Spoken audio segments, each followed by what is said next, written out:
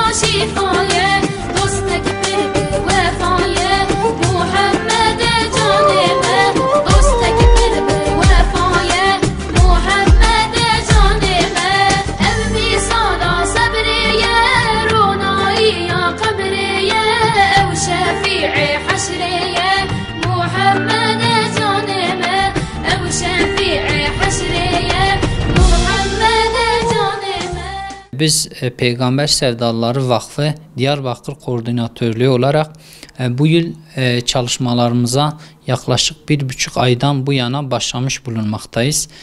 Başta tertip komitemiz ve temsilcilerimiz düzenli olarak toplantılara katılıp işin takibatını yapma noktasında büyük bir gayret sarf ediyorlar. Bu alandaki çalışmalarımız hamdolsun devam ediyor ve biz bu işin startını Peygamber sallallahu aleyhi ve selleme selavat getirerek, yani salavat kampanyasıyla başlatmış bulunmaktaydık ve bu şekilde bugün artık alana inecek dereceye gelmiş bulunuyoruz. Artık önümüzdeki hafta alanda tamamıyla hissedilecek şekilde çalışmalarımız yoğunluğunu gösterecektir. Özellikle bu yıl afiş olarak 15.000 afiş bastırdık. Kardeşlerimiz bu afişleri dağıtıyorlar. Dağıtımlarını muhtemelen bitirmiş olacaklar ve her eve dağıtmak üzere Diyarbakır ve bölgesinde 210.000 tane el ilanı bastırmış bulunmaktayız ve her eve bu mesajı ulaştırmak için bütün kardeşlerimiz bu el ilanını belirlediğimiz günde evlere inşallah ulaştıracaktır.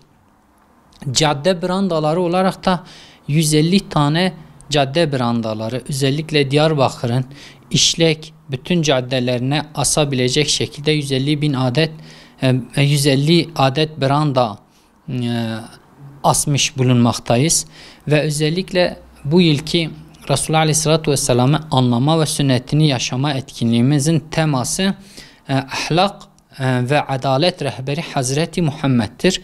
Bundan dolayı Resulullah Aleyhisselatü Vesselam'ı anlama ve onun hayatını yaşama ve onun ahlakını anlama ve onun adaletini öğrenme adına biz 100.000 küsür kitap dağıtıyoruz ve bu 100.000 kitap her eve girecek. Bu kitabımız özellikle hadis kitabıdır.